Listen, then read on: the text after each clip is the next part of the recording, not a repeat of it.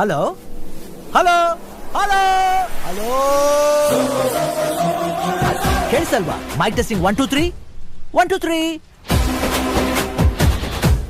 hello, ಈ ಕಡೆ ನಾನು, ಆ ಕಡೆ